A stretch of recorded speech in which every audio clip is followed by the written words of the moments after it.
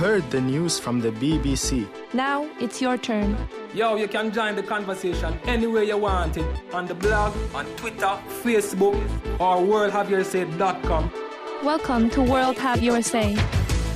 Okay, well, grab your lightsabers now because Disney has bought Darth Vader, Yoda, Princess Leia, and Luke Skywalker for just over $4 billion. The American director George Lucas is selling Lucasfilm, the company behind the hugely successful Star Wars and Indiana Jones franchises. And Disney has announced that another 3 Star Wars movies are planned, the first of which will be due for release in the year 2015.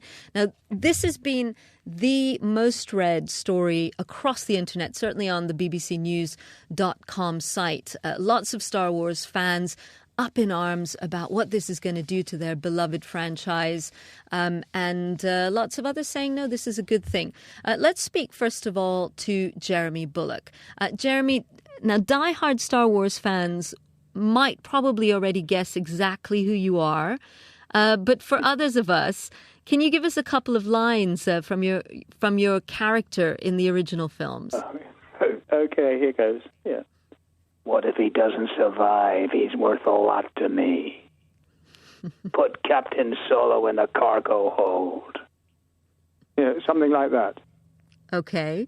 So I had to look it up, I'll be honest. Okay, although I am a fan of the originals. So you played the villain Boba Fett. Yes, he's the bounty hunter. He talks to... No, let's start again. What he does do is he gets away with talking to Darth Vader. Not many people do, and he dismisses Darth Vader in his own way. And it's become, for me, to play the part, it was never a big part, but it's now grown in popularity because he's a fun character. He's nasty, but he's not, if you can understand what I mean. He's a villain, but he's very polite. He's also the meanie who sort of oversees, along with Darth Vader, the demise of the beloved, ruggedly handsome Han Solo, for which I think a whole generation of women will never forgive you. Well, no, some people have said, I like what you did, but not to Han Solo. They thought it was great, you know. It should have been somebody else, they said. So I got away with it. Well, what do you think, besides your character, I mean, what do you think has been the enduring appeal of these films? I mean, we have had newer versions, well, you know, the backstory to the original 3 films. But what do you think is the enduring appeal, not just to people of my generation, your generation, but younger generations? Well, I think what it is now, I mean, it's now sort of 3 to almost 4 generations, but it's a fairy tale told in space. If you imagine Darth Vader, he's the big wicked giant, and then you have Han Solo, the handsome prince. Princess Leia is the princess, and she gets rescued by Han Solo. And it's a story told every day when I was a little tiny wee lad and grew up with fairy tales and then more adventurous things. And I think people see in themselves certain characters. I'm going to be Han Solo. And when I went to see the film for the first time, there were a lot of children in the audience. And it's the first time in a long time when I was looking round to see the reaction that the little ones were giving. And they would sort of be absolutely mouth open looking at the screen and all these different little characters. And a lot of the time, kids, after a quarter of an hour, 20 minutes, get quite bored. And they start looking around the theatre and not really interested. But I think it's been a terrific way of growing up. And there's pretend violence. I know that sounds funny, but, you know, the stormtroopers fall down and get back up again. Mm. So there's a chuckle from the young kids. Oh, look, he's fallen down. Oh, he's got up again. Oh. And there's no blood gushing. Or it's not a violent film at all. It's a family and film. Lovely characters like C-3PO, R2-D2. Yeah. Well, C-3PO and R2-D2 lead us through the whole trilogy. Yeah, and slightly camp with great sense of humour, some great lines. It was wonderful. I mean, that, you know, when you see the shots of them, that C-3PO's chatting away in one of his many languages, and then R2-D2, you know, it's funny. It's a very funny, and it was just great to be part of it. Okay, well, Jeremy, let me introduce you to Tim Vakhoven. He's a fan who lives in Belgium. Welcome to the programme, Tim. Good evening. Good evening, Jeremy. Hi, Tim. How are you? I'm fine, thank you. Good. Tim, what do you make of the news that Disney has bought this franchise? Well, it was quite a shock, to be honest, yesterday. When I heard the news, the internet was just full of my friends and fans talking about it. And it was quite unexpected. It was But quite happy news? Eventually, I guess it will be. But the news is so huge for the moment that it just takes time to think. Actually, I think that Star Wars will be at its place at Disney. Walt Disney has always cooperated very well with George Lucas. Lucas loves Walt Disney, and they have shown to be really good at rebooting franchises like Marvel, and Pixar is doing great at Disney as well. And I'm sure that they will be very good at treasuring the cultural influences and the characters that Star Wars has delivered us. Okay, well, let me bring in Carl Anka. He's with the Sabotage Times. He's in our London studio. And also on the line is Andy Dickinson. He's an education consultant. He works with comic books and superheroes to engage children in reading. Welcome to the program. Hello. Hello. Carl, let me start with you. What do you think the effect is going to be of Disney being in charge of Star Wars? Going back to the previous question about how the reaction was, when I found the reaction, my Facebook and Twitter feeds, the reaction, ranged from anger, fear, disgust. It was all no, I can't believe this is happening. This is going to be terrible. And I wrote an article this morning, basically telling we should calm down, rather than think of this as, oh my God, they're making another Star Wars film. We should be thinking of this as the House of Mouse that has contacts with Joss Whedon, that has Pixar. Who's Joss Whedon? I'm showing Joss my age. Whedon I have no idea. Joss Whedon is the director behind the much critically and commercial success that is the Avengers film. He is also the man behind the Buffy the Vampire Slayer series, and is regarded as, shall we say, a geek god. So we should be thinking of it as, rather than have it as they're making a Star Wars film, we're thinking as the company that has contacts with a geek god and contacts with Pixar is at the helm of another Star Wars film. This is perhaps so a huge opportunity in your view. I think this is perhaps the biggest announcement in the world of science fiction in easily a decade. Okay, Andy, what about you? At the start, I was a little concerned that it was Disney, but having had a chance to think over the last few hours, I've gone less, my concern being that we'd end up with another Jar Jar Binks character being thrown into the mix just for the idea of selling loads of small Can you toys. describe him for people who, I've seen some of the newer films, and I had to remind myself of who it was. And of course, as soon as I did, I remembered exactly, because he's so annoying. But just describe for those who haven't seen the film who this character is. For me, he's the annoying sidekick that no one wants. I did actually see a version of the Phantom Menace, called the Phantom Menace, where a very heroic person in Australia managed to edit him out, changing the way the story went. He's a lizardy, fishy, big-eared, tall, floppy, strange-looking creature that is your ideal merchandising toy, because he could be lovable, but unfortunately he was one of the most hated characters in the Star Wars multiverse. For me, I think if they do get Joss Whedon and the guys from Pixar involved, it could be incredible. Do you think there's an age thing between those who love the original films and, kids who've grown up with the newer films? Carl, do you think that's an issue, or do you think some aspects of the Star Wars franchise are now just universally hated by everybody? It's a very interesting you raised that. So I'm in my 20s. So my first instance and interaction with the Star Wars universe was the prequels. My first ever instance was the Phantom Menace. So the first thing I ever saw Jar Jar Binks, sorry for Star Wars fans around the world, Jar Jar Binks was made for my generation. Sorry about that. But and are you a fan? I'm not. No. Jar Jar Binks is a terrible character. But as a child watching that, I didn't really, I thought he was quite funny, quite slapstick and whatever. But the interesting thing about that was once you've seen the prequel trilogy, shall we call it, the second trilogy, you have these Harrison Ford, Mark Hamill, Boba Fett, Darth Vader trilogy to go watch that. And once you've watched that, you go, actually, the other three don't really match up. So I don't think I've ever met a self-respecting Star Wars fan that's ever said, I prefer the prequel films. Well, Mark in South Africa posts on Facebook, see we shall. If Steve Martin could not do Inspector Clouseau, then I suspect Disney won't really be able to do Lucas.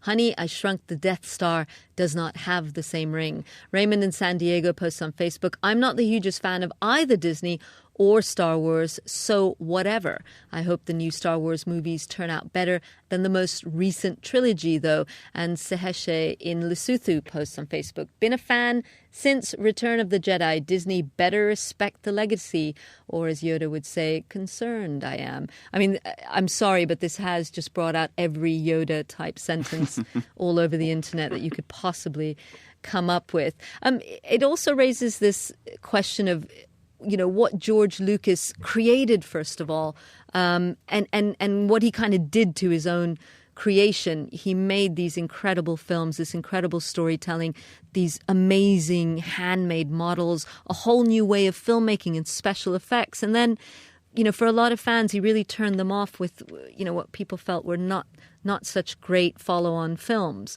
I wonder what you all feel about, whether his role will be key going forward or not. Jeremy, what about you? What do you think? Well, I'm always optimistic about everything, and I enjoyed my time on the films, and it's great the guys chatting now as we are, but I think it's a question of let's everybody calm down. There's excitement, it was a shock to everybody. Disney and Lucasfilm and this. So I think we should calm down and let's wait and see. Yeah, I agree with what Jeremy says. Always in emotion is the future is another quote used by Yoda, and we'll just have to wait and see what Lucasfilm and the new team with Kathleen Kennedy comes up with. Andy? I'd like to see the new generation who will be turning on to this follow on from the Clone Wars, because even though I am old enough to remember queuing to see the original Star Wars New Hope in '77, one of my small things is to catch up with Clone Wars, which I record and then watch, which I really like because it has a darker edge to it than the prequels. So I'm hoping that everyone will calm down and that we get a good film out of this. Okay, Tim, Andy, thanks very much to you for joining us. Let me bring in Mark from Jedi News. Hi there, Mark. Hi there, how you doing? Hi, good. What do you make, first of all, of the news of Disney buying Star Wars? Very positive news, great news. It continues the Star Wars franchise. It moves it to a place that's going to cherish it and look after it, spend money on it, nurture it. It's got a pre-existing fan base that's growing, and they're adding new product that brings new people in. So I think from top to bottom, it's a great move for everybody involved, really. Alan, in the UK, what do you think? Welcome. Bye. Alan, hi. Can you hear me? Yeah, thank you. What's your reaction to the news? Disappointed. Disappointed, why? I'm just thinking, how much more can we milk the saga for? I mean, the whole story of Star Wars is the rise, fall, and redemption of Anakin Skywalker. So now that he's gone, where can we go? I mean, Mark Hamill and Harrison Ford aren't getting any younger. What can we do here? There was a line in theatlantic.com writing about this, saying the beloved galaxy far away is being wrung out for a buck once again. Do you think that I wonder, I mean, Alan, clearly you feel that there's just too much commercialization. It's the whole franchise is being strung far beyond its limits. But Jeremy, for you, and I wonder for you, Carl, as well, whether you think that's fair. I mean, should this just be a sort of, sacred story, and it shouldn't be over-commercialized, or it shouldn't be sold, all over the world, figures and spin-offs, etc.? Well, the trouble, I mean, right at the beginning, the figures that people bought, and lots of very expensive figures. I mean, all the toys paid for the next film, so we saw quite good films coming up. I sort of agree with Alan. He sort of said, "Well, I'm disappointed. It's had to." But I've always been like this through my life, and you never know. Oh, come on, let's wait and see. It'll be fun. It'll be great, and people will bring their talents behind, because there's a lot of talented people at Pixar, Disney, Lucasfilm. I've met some wonderful people, and they won't let us down. If they can't do it, then they'll say, "Well, sorry, I don't really want to be involved." But there's some talented people out there, so we've got to let it go, give it a chance. Carl? I think the point is, I don't think there are some elements, there are some Star Wars things I completely disagree with. I don't agree with some iterations in some of their universes. I think, oh God, that is actually just horrible pandering. However, the announcement of an entirely new trilogy that they're going to call Episode 7 is very, very interesting. The interesting thing about Star Wars is the expanded universe. There are so many writers contributing to the Star Wars universe at the moment. There are books, TV shows, comic books, web comic books, little series. A lot of the very best Star Wars stories aren't the 6 films we have. So I think there's so much we can draw from that. And clearly it has introduced it to new generation, yourself included. Let's speak to Teresa in Texas. Teresa, what do you think? Do you think that this, Disney buying into this is just going to bring it to a whole new audience? I do, actually. I think it's going to bring it to a brand new audience, and it's going to be kids. It can even be adults that haven't been interested in Star Wars before, and I think we're going to see a very good progression with this. Disney does a great job making films, and being a huge Disney fan and a Star Wars fan, I think this is going to be really good for both companies. Well, Kyle in New Jersey posts on Facebook, "This is as close to an utter tragedy as you can get. There's almost no way to do this right.